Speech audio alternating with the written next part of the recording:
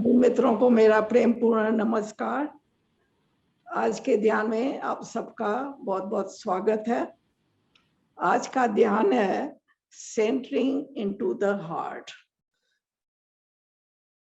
ओशो ने कुछ विधियां दी हैं कि कैसे हम मस्तिष्क से हृदय में उतरे। तो उनमें से चुनी हुई 2-3 विधियों का हम प्रयोग करेंगे और इन विधियों के आधार पर एक ग्रुप निर्मित किया गया है जिसका नाम है the way of the heart. बच्चा जब पैदा होता है तो मां से नाभि से जुड़ा होता है, नाभि काट के उसको अलग किया जाता है।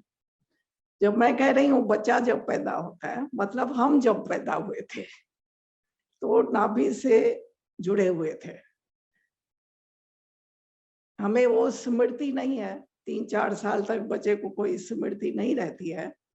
लेकिन आप अपने दूसरे बच्चों को देखा होगा जब वो पैदा होते हैं तो उनके पास कोई मन नहीं होता है, शरीर होता है, चेतना होती है और एक कहीं शायद होने का बोध होता है।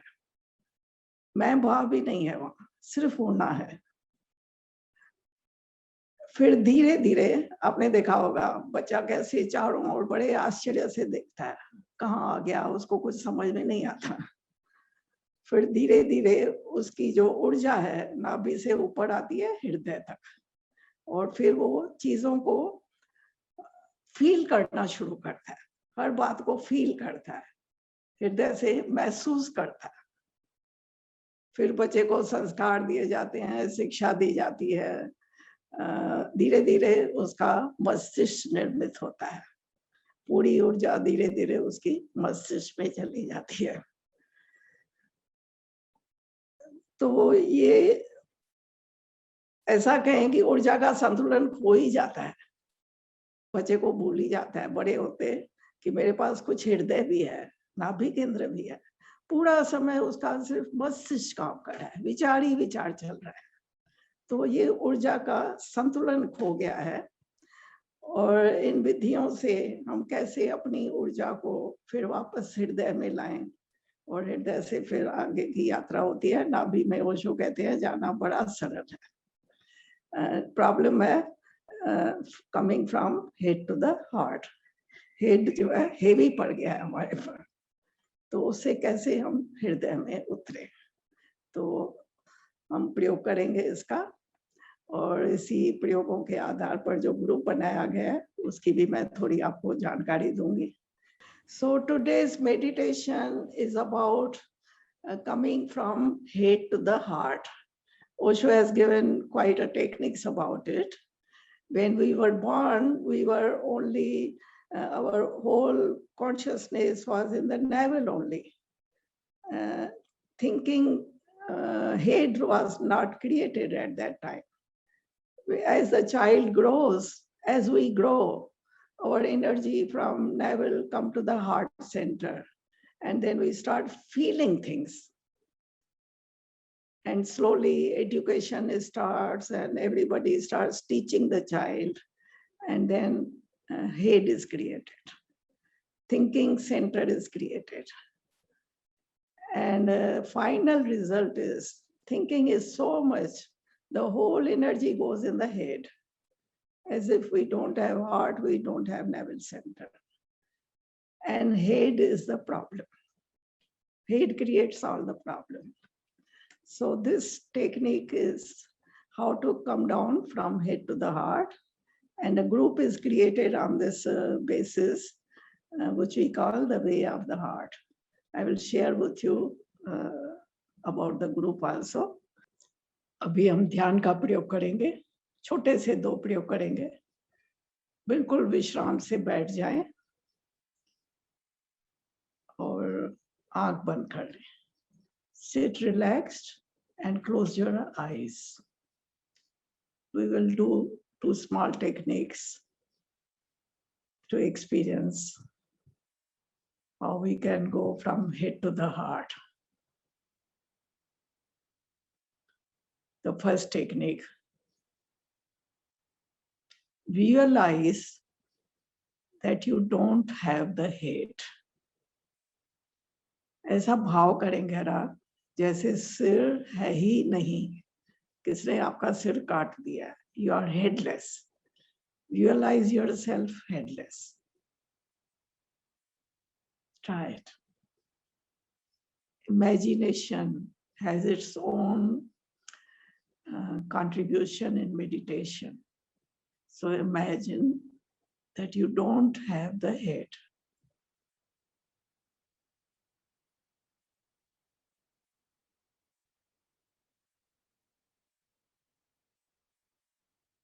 Go deep into this realization.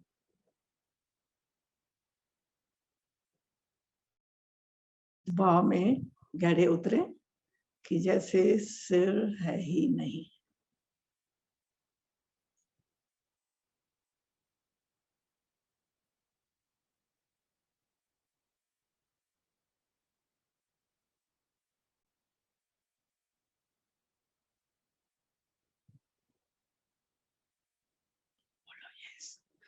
Yes, Swamiji, play some music. Slow music in the background.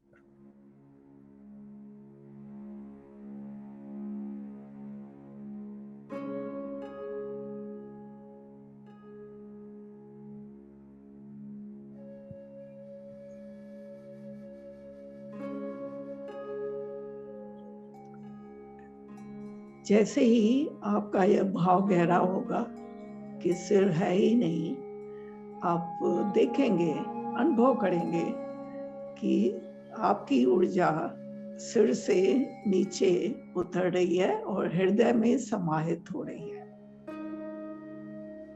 Feel करें ऐसे.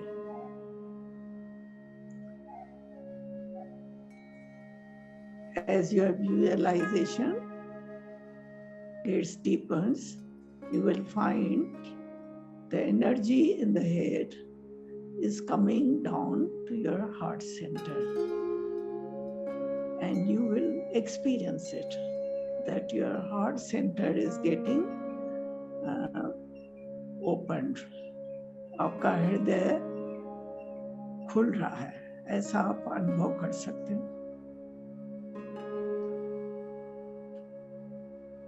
यह प्रयोग विज्ञान भैरव तंत्र से है. इस प्रयोग में ओशो कहते हैं कि यह प्रयोग अच्छा लगे, काम कर रहा है, तो अपनी एक तस्वीर, एक फोटो अपने रूम में रखें, बिना सिर वाली, और उसे दिन में आते जाते कई बार देखते रहें. ये आपको बहुत हेल्प करेगा सिर से, मस्तिष्क से हृदय में आने में. म्यूजिक चलाइए.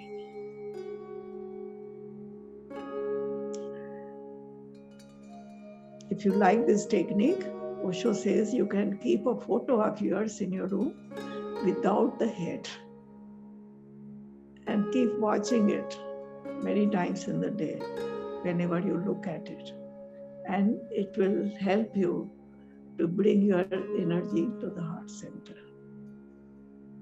It's very simple technique but very powerful. It works really.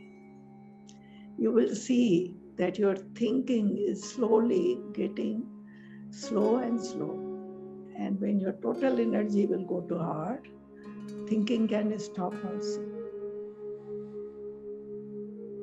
धीरे धीरे आपके विचार शांत होने लगेंगे और ऊर्जा हृदय में आने लगेगी. देखेंगे मस्तिष्क पूरा शांत हो रहा है और आपका हृदय कमल खुल रहा है.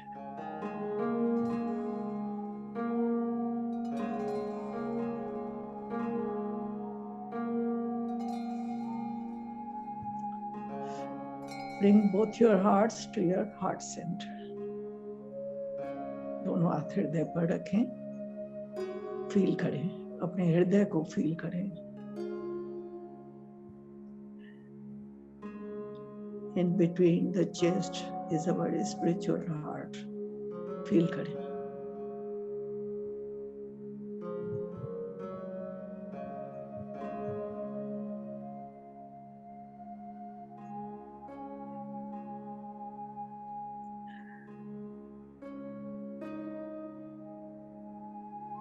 इसी से जुड़ा हुआ ही दूसरा प्रयोग करते हैं। इंद्रियों को हृदय से जोड़ना। साधारणतः हमारी इंद्रियां जो हैं मस्तिष्क से जुड़ी हुई है। कुछ भी देखते हैं एकदम से विचार शुरू हो जाता है, कुछ भी सुनते हैं विचार शुरू हो जाता है। हमारा फीलिंग सेंटर जो हार्ट सेंटर है वो बहुत जैसे काम ही नहीं कर रहा है। तो इस प्रयोग में हम एक एक इंद्री पर थोड़ा प्रयोग करके उसे हृदय से जोड़ते जाएंगे। जैसे आप अब मेरी आवाज सुन रहे हो तो इसे सोचे मत, आवाज को हृदय में उतरने दें और फील करें। फील करें आवाज को हृदय से, सोचे मत।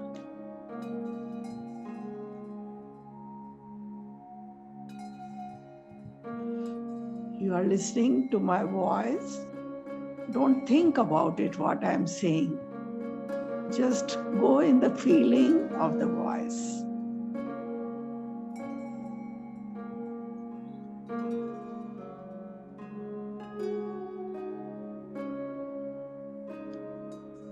शायद आपको आसपास कुछ गंध आती होगी, उस गंध को फील करें।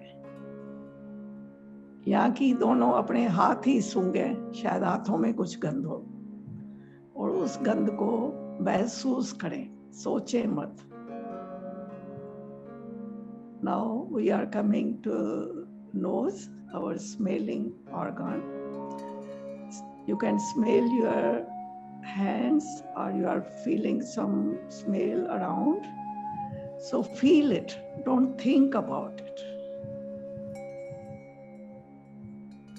Start feeling, go deeper into the feeling center.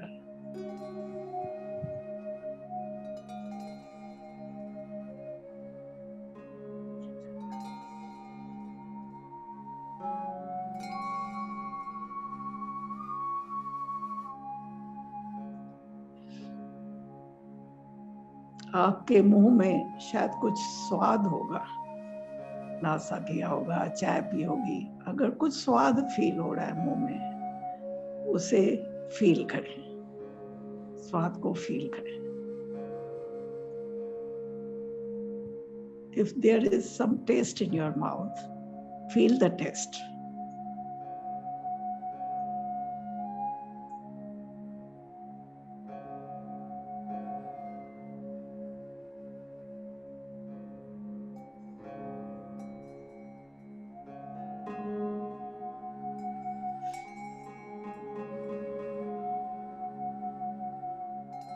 ये प्रयोग हम बहुत शॉर्ट में कर रहे हैं, लेकिन इसे जीवन में उतारना है। खाना खाएंगे तो उस समय फील करेंगे, खाने की टेस्ट को फील करेंगे। कुछ संगीत सुनेंगे, संगीत को फील करना है।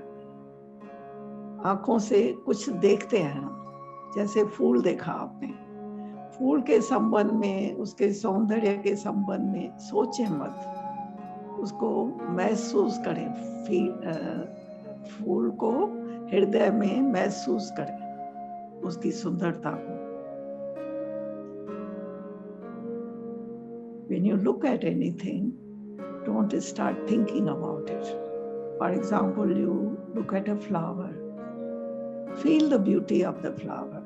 Don't start thinking about it. Slowly, slowly, our heart center will start developing. We have to practice this in our life also.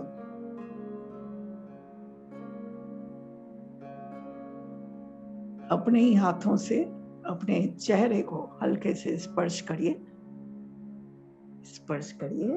आंख बंद है आपकी, और स्पर्श को, इस टच को फील करें। Experience this touch. बड़े प्यार से अपने चेहरे को स्पर्श करें और महसूस करें इस टच को।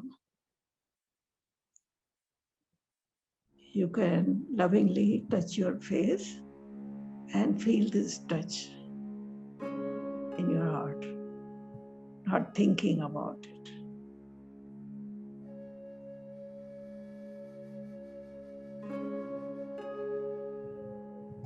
ऐसे ही किसी मित्र को मिलते हैं, गले मिलते हैं, तो उस समय देखें कि आप सोच तो नहीं रहे हैं कुछ, या कि सिर्फ उसको अनुभव कर रहे हैं मिलन को। इस तरह धीरे धीरे हम लाइफ में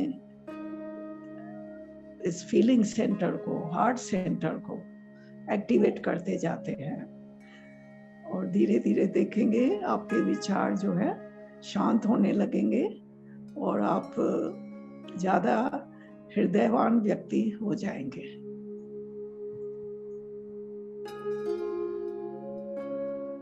You have to practice this technique in your daily life, and slowly you will see that your heart center is getting more active, and your thinking process slowly starts diminishing actually. As we heard Osho saying, head is needed in the outside world, but in relationships, we don't need the head. Heart is needed there. Our relationships gets spoiled because of our head only. We start arguing, discussing, not understanding the other person with our feeling. And meditation also becomes so easy when we are in heart center.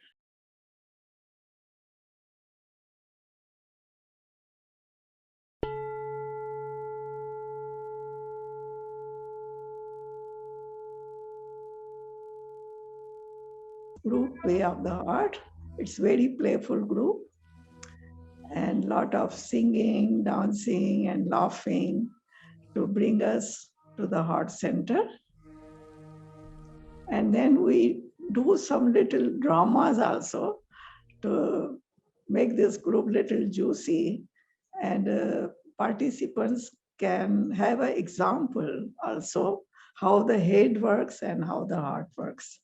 I will share with you little 2 plays group में। ये बहुत ही playful group है, इसमें थोड़ा ड्रामेबाजी भी करते हैं। Participants को अनुभव कराने के लिए एक उदाहरण कि मस्तिष्क कैसे काम करता है और हृदय कैसे काम करता है, मैं आपसे शेयर करूंगी वर्ड्स में। ड्रामा जो है, जैसे कि 2 औरतें रास्ते में मिलती हैं। एक औरत जो है ऑफिस में काम करती है, सेक्रेटरी है वहां बॉस की, और दूसरी जो है वो पत्नी है बॉस की। उसे पता चलता है कि ये सेक्रेटरी जो है मेरे पति के प्रेम में है, मेरा पति इसे प्रेम करता है। तो जैसे ही वो उसे रास्ते में मिलती है तो उस पर टूट पड़ती है, बहुत गुस्सा दिखाती है कि तुझे शर्म नहीं आती, तुझे पता है कि तेरा बॉस मैरिड है, उसके बच्चे हैं, और तू उसकी जिंदगी खराब कर रही है, मेरी जिंदगी खराब कर रही है। इस तरह उस पर बहुत गुस्से हो जाती है, और वो रिएक्शन में दूसरी औरत भी बहुत गुस्से होती है, कहती है मेरे को क्यों दोष दे रही है, पति को संभाल, उसको घर में बिठा के रख। तो दोनों में बहुत तू मैं हो जाती है, झगड़ा चलता है। ये एक सीन हो गई। अब सीन चेंज होती है, ये दोनों जो है मस्तिष्क में है, मस्तिष्क लड़ाई कर रहा है, प्रॉब्लम क्रिएट कर रहा है। अब जो बॉस की वाइफ है वो ओशो को पढ़ने लगती है। ओशो ने प्रेम पर बहुत बोले कि प्रेम में दूसरे को स्वतंत्रता दो, अनकंडीशनल लव, उसको पजेस मत करो, उसको ऐसा मत कहो कि मेरे पास ही तू श्वास लेगा, बाकी सब जगह तू श्वास बंद करके रख, ये कोई प्रेम नहीं है। तो ये पढ़ के उसे बोध आता है कि मैं कैसे अपने पति को इतना कंट्रोल कर रही हूँ और पजेस कर रही हूँ, और उसकी खुशी में मैं खुश नहीं हो रही हूँ, मैं उसे दुख दे रही हूँ। फिर दोबारा वही सीन आती है, वही औरत इसको मिलती है रास्ते में, तो उसको बड़े प्यार से हेलो करती है, कहती है कैसी है तू। वो पहले थोड़ा घबराती है कि ये फिर मिल गई या फिर झगड़ा होगा। उसको कहती है कि नहीं, मैं वही नहीं हूँ जिसने तेरे से झगड़ा किया था, बहुत कुछ बदल गया है मेरे जीवन में, और मैं ये बात समझ सकती हूँ कि तू भी सुंदर है और मेरा पति भी सुंदर है। मैं उसके प्रेम में मैं भी ऐसे ही पड़ी थी जैसे तू पड़ी है, तो इसमें कोई घबराने की बात नहीं है। और प्रेम तो फैलना चाहिए, प्रेम को बांध के थोड़ी रखना है। मुझे बहुत खुशी है कि मेरा पति तेरे प्रेम में खुश रहता है। और उसको कहती है तू आज आना डिनर के लिए हमारे घर, उसको सरप्राइज देंगे, और उसको हक करती है वो प्यार से। तो कितनी छोटी सी घटना है जिससे हमें उदाहरण मिलता है ये प्रेम हमारी जिंदगी में कैसे इस प्रॉब्लम को, जेलसी को, हेट्रेड को, सबको जैसे सॉल्व कर देता है। I am talking about this little drama we play in our group, that two men meet on the way. One is wife of the boss and the other is secretary in his office. And the boss and secretary, they are in love. And the wife comes to know it. And she, of course, becomes very jealous because she was very possessive on her husband. Normally, no wife tolerates it, that her husband should love somebody else.